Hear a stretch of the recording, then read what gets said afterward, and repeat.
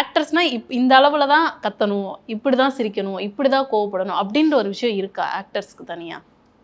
இருக்கு.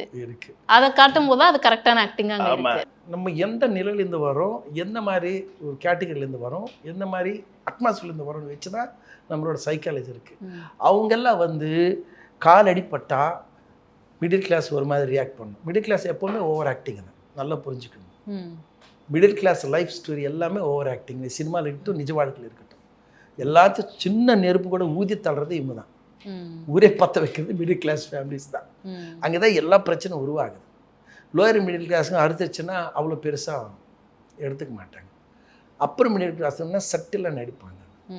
Upper class வந்து அதை பற்றி கடுக்கவே மாட்டாங்க. அதை பற்றி ஓ ஷிட் அந்த பேண்டட் கொஞ்சம் கொண்டு வா அப்படின்வாங்க.